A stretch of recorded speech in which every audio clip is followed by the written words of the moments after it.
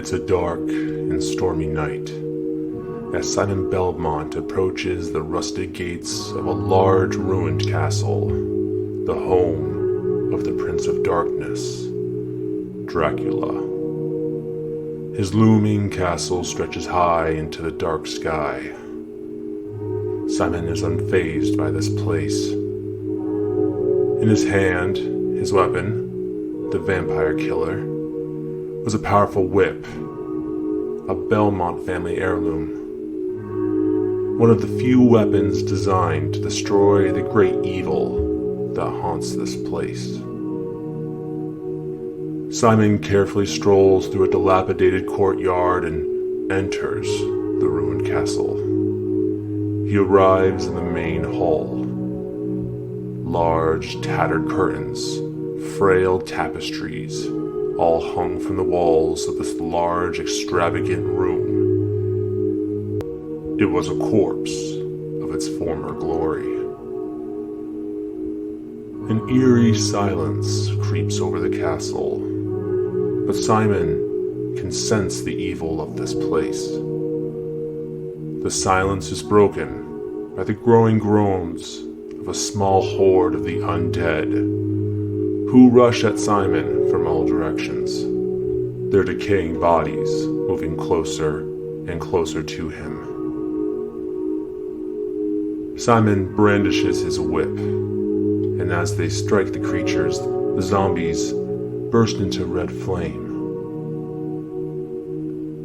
They're accompanied by bats and leopards, who are all dead set on ending this Belmont's journey. Simon climbs the ruined staircase to delve deeper into this mansion of immeasurable evil. He discovers a stairwell down into the dark depths of the mansion. After destroying one last undead bat, he delves deeper. The oppressive darkness prevents Simon from perceiving this place.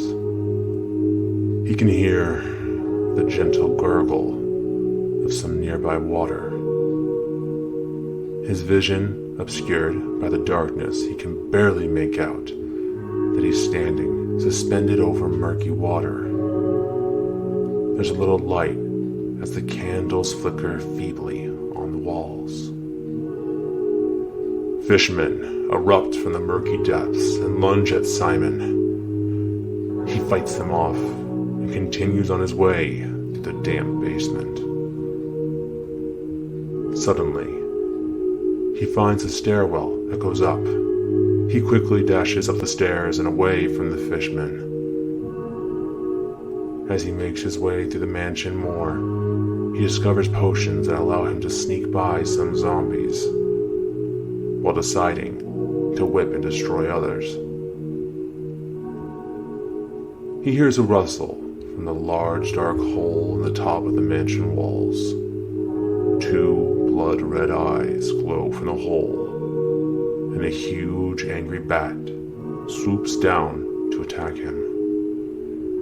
Simon discovers a hidden axe and deftly chops off the huge bat's head, its corpse resting on the ground.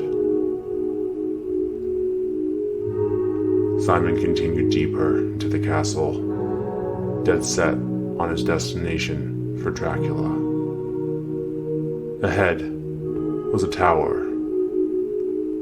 Knights in armor patrolled the floors with a huge clank of their metal boots.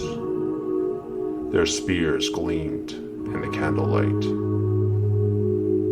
The dark pockets allowed nice hiding spots for bats that swooped at Belmont angrily if he came too close. He reaches for a door.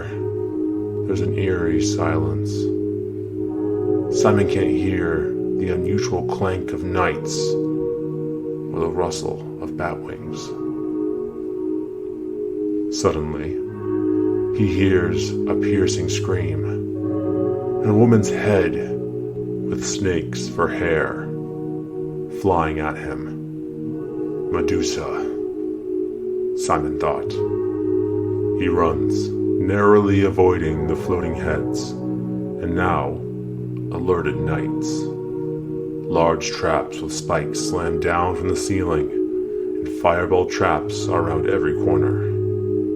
But Simon rushes right past them. He enters a beautiful, large room with stained glass windows. In the middle of the room sits a large, disgusting statue of Medusa. After being properly spooked by the statue, Simon heads to the door. Suddenly, the head comes to life and rushes screaming at Simon. Medusa attacked viciously at the Belmont, but Simon was barely able to defeat it, desperate to not stare into her eyes. As the blood from Medusa's body pooled around Simon's feet, he noticed a door in the corner of the room. He walked to it and opened it. It was a courtyard. Stone walls and statues are covered in overgrown ivy. A hunched man leaps off a stone platform, but Simon saw him move in the shadows and easily killed him. Reanimated skeletons throwing bones blocked his way as he makes his way up the crumbling stairwells and passages of the gardens. The bones of the skeletons laid, broken and damaged as he continued forward. A raven swoops down from a nearby statue and flies off. Simon watches it fly, feeling an ominous presence. He carefully crosses a crumbling wall when suddenly a flurry of ravens fly at him from nearby statues. He fights them off with his whip, carefully, with precision and accuracy, as the winged beasts all fell to the ground, and he continued on his way. Simon enters a door to find a cobweb-filled area with mossy bricks. Two mummies sprung to life and try to ensnare Simon in their bandages. He whipped them and the mummies away as they fell to dust on the floor. Simon fell to one knee. He was exhausted, not prepared for the horrors that awaited him in the mansion. He leans against the wall, only to discover that one of the stones move. The brick underneath him moves away as he falls through the floor. It's a long fall, but he miraculously survives. The air is cold, and he can hear the gurgling of water. He can see an old human skeleton propped up in the corner of the space. It crumbles away when he touches it. He stares at the pile of ash on the ground and wonders about the circumstances of the human that had been there, suffering, left to die. Simon gets moving, remembering the dangerous Fishman the last time he traversed the basement. Huge stalagmites and stalactites littered the ceiling and floors. Piles of bones peeked out from the depths of this area. He hears splashes, and more fishmen jump out from the murky waters below. Simon quickly fights them off, and heads the only way out that he can, a staircase broken off at the other side of the room. He climbs up the rock wall, grabbing onto large stone ledges until he reaches the stairs, and quickly scrambles away from the angry Fishman. He inhales a large lungful of fresh air as he reaches the surface again. He can't relax for long, though. Huge shadows cover the ground. Simon looks up to see giant white eagles flying overhead. They hold hunched, insect-looking men in their talons as they drop them near Simon. After gaining a closer look at his enemies, Simon decides to refer to them as flea men. After slaying the flea men, Simon heads towards the exit, but finds it guarded by a large dragon. A creature so large and made of bones, it blows fireballs at him angrily. Having never slayed a dragon before, Simon uses his whip to break off the dragon section by section, killing it slowly. It screamed out, almost feeling pain. He quickly goes to the door and slams it behind him. The hallway ahead is bare, except for more skeleton dragons. Simon slays them all and continues to a large hall with Roman columns. Frankenstein's monster stands in the middle of the room. His friend, Igor, sits on his shoulder. Igor is a larger, faster fleaman, and Simon has to quickly dodge him as if to not get killed.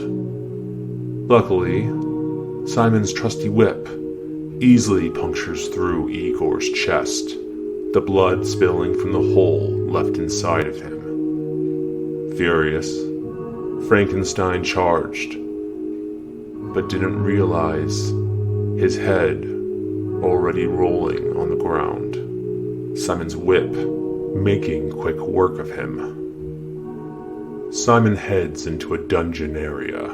More skeletons litter the hallways, and old rusty handcuffs and shackles hang from the stone walls.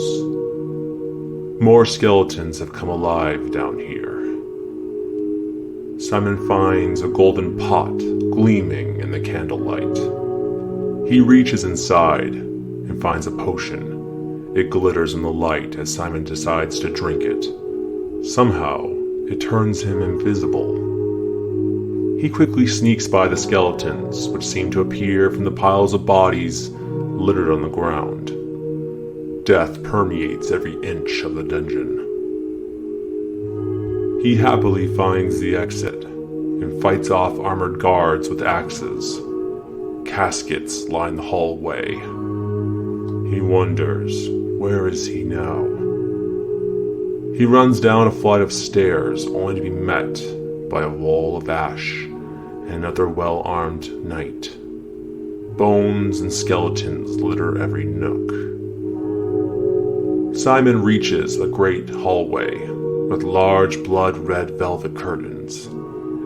Enemies rush at him from all angles, but he patiently defeats them with a flick of his wrist and his trusty whip. Then, a rushing of air blew against him as the Grim Reaper appeared across the room from Simon. He furiously begins throwing blood-red glowing sickles at Simon, but our hero barely dodges them. As he prepares to strike back, the Grim Reaper silently disappears. Perplexed, curious if something was afoot, Simon heads back to the ivy-covered wall. The last thing he wants to do was head down into the dungeons again. He needed to catch his breath and needed some fresh air. Even if it meant fighting off more flying bats and eagles, it beat the sound of crunching bones under his feet any day. He jumps across the crumbling wall of the castle. If he's nimble enough, perhaps there's a new way out through the door on the other side of the wall. Simon heads to the side castle tower. The halls and stairs are clean of skeletons, but it also seems to be the eagle's roost. They squawk at him angrily as he narrowly avoids their talons. Simon reaches the opening in the tower. The golden crescent moon shines brightly overhead. The night is clear. Not a cloud can be seen. Simon sees a spectacular blue room as he enters inside. It is completely empty, except for a coffin in the center. A cold sweat falls down Simon's neck as he realizes the end of his journey is ahead of him. Count Dracula leaps out and stares evilly down at Simon. He hates the Belmonts, and Simon is no different. Simon lashes out with a whip. It hits Dracula, and he disappears. Where could he have gone? Simon thought.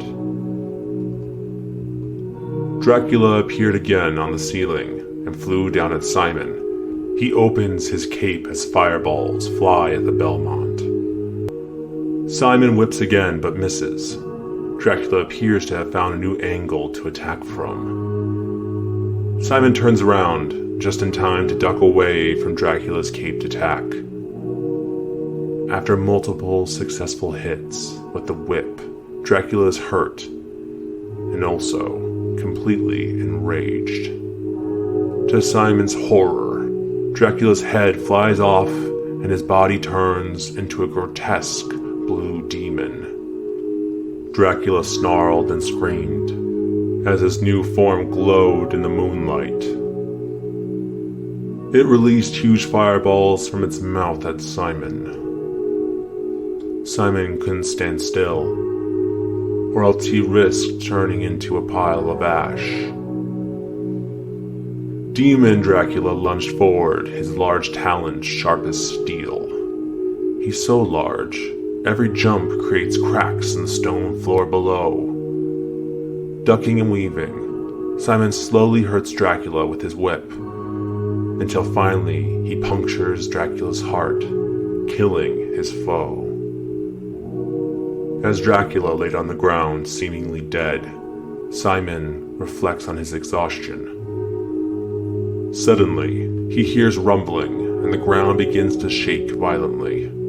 The ceiling of the castle began to fall around Simon. He knew he couldn't make it out in time. As the stone ceiling fell around him and the walls began to crumble, Simon closed his eyes and accepted his fate. The end.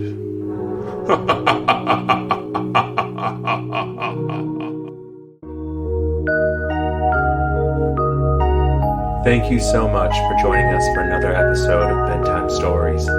We'll have another episode of the Bedtime Stories series out next month. Please let us know what you think of our bedtime stories on our social media or by emailing us at talesfromthecartridge@gmail.com, with all the E's being 3's. We'd love to know what you like, don't like, and the stories that you'd like us to cover next. Let us know if you enjoy these spooky tales and if you would like more. But for now, we hope you're sleeping well, and we'll see you in the next episode.